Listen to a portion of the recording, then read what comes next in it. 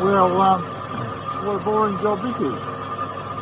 I'm taking these on the CB750 cylinders out to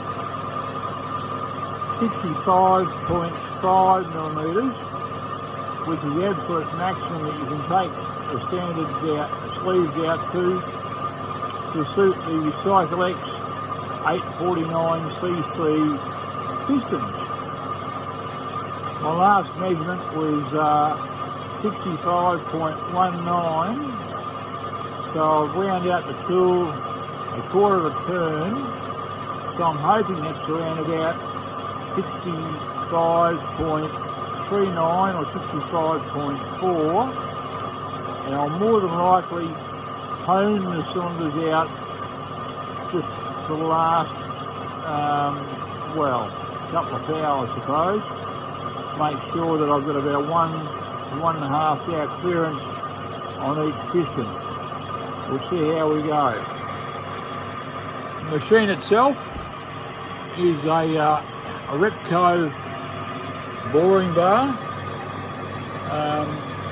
probably 1950s or 1960s era. My cousin very generously gave it to me many years ago when he closed down his shop, or he sold his shop I should say.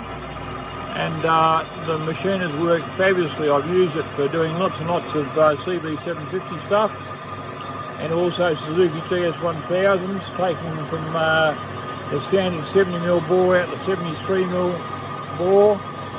And very shortly I'm going to attempt to bore out the actual cylinder block itself to about 75mm, to accept some 70mm liners for a 970 kit that I've got coming for a Hot Rod K1 that I'm thinking about building.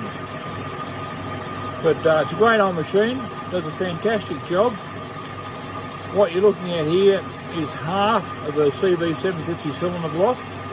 I chopped it in half because I didn't really like the overhang on the machine. This machine was only really ever designed for single or twin cylinder engines, and even though I've successfully bored out 4-cylinder engines using this machine, I always had this worry that the overhang might slightly make the end of the cylinder block droop a little bit and the bores wouldn't be dead straight. I've never had a problem with them, but I had a crappy CB750 F2 cylinder block that had a lot of broken fins on it. So what I do is I heat it in the industrial oven